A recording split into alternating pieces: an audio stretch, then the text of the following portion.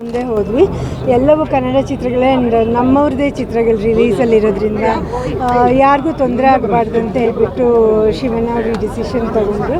So ನಾವು ಹ್ಯಾಪಿಯಾಗಿ November 15 ಮಾಡ್ತಾಯಿದ್ದೀವಿ. ಅದಕ್ಕಿಂತ ಮುಂಚೆ ಬೇರೆ ಚಿತ್ರಗಳೆಲ್ಲ ಬರುತ್ತೆ ಈಗ. ಆ್ಯಂಡ್ ನಮಗೂ ಕೂಡ ತುಂಬ ಸಂತೋಷ ಇದೆ, ಯಾಕಂದರೆ ಚಿಲ್ಡ್ರನ್ಸ್ ಡೇ ಟೈಮಲ್ಲಿ ನಾವು ರಿಲೀಸ್ ಮಾಡ್ತಾಯಿದ್ದೀವಿ ಫಿಲಮ್ನ.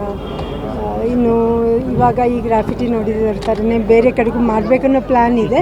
ನೆಕ್ಸ್ಟ್ ಬೆಳಗಾಂ ಅಂತ ಫಿಕ್ಸ್ ಆಗಿದೆ.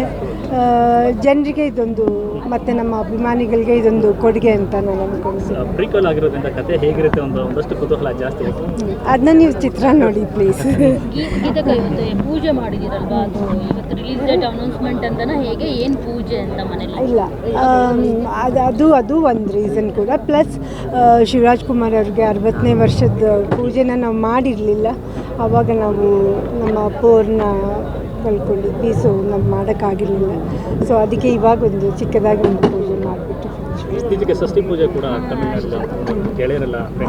ಹೌದು ಅಲ್ಲಿ ಅದು ನಾವು ಅವ್ರ ಫ್ರೆಂಡ್ಸಲ್ಲಿ ಒಬ್ಬರು ಕಸಿನ್ ಬ್ರದರು ಮತ್ತು ನಾವು ಇನ್ನು 3 ಜನ ಫ್ರೆಂಡ್ಸು, ಎಲ್ಲರೂ 60 ಕ್ರಾಸ್ ಆಗಿದ್ದರು. ಸೊ ಎಲ್ಲರೂ ಒಟ್ಟಿಗೆ ಹೋಗ್ಬಿಟ್ಟು ಆ ಪೂಜೆ ಮುಗಿಸ್ಕೊಂಡು ಸರಳವಾಗಿ ಅಂದರೆ ಎಲ್ಲರೂ ಒಟ್ಟಿಗೆ ಮಾಡಬೇಕನ್ನೋದಿತ್ತು.